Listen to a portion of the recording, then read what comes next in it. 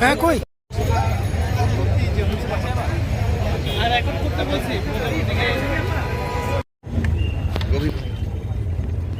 সবাই আমরা মনে করি যে সারা দেশবাসী তার জন্য দোয়া করা দোয়া করছেন এবং আশা করি দেশের মানুষের ভালোবাসায় দোয়ায় এবং চিকিৎসকদের অবশ্যই সার্বক্ষণিক যে চিকিৎসা চলছে তিনি সুস্থ হয়ে আবার ফিরবেন আমরা সেই আশা করি।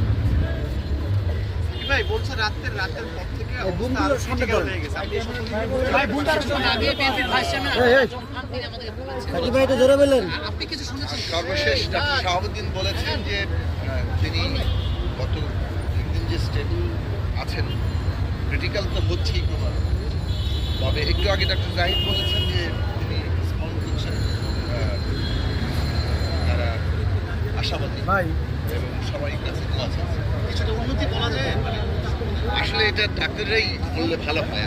আমাদের এটা হয়েছে যে আমরা যে কোর্সটা নিয়েছি তা আমি যেটা জিজ্ঞেস করছি কি অবস্থা দেখছেন, স্টেবল আছেন, তারা চিকিৎসা দিচ্ছেন, তারা তাদের আশাবাদ নিয়েই তারা চিকিৎসা দিচ্ছেন আর সবার কাছে দোয়া চাইছে।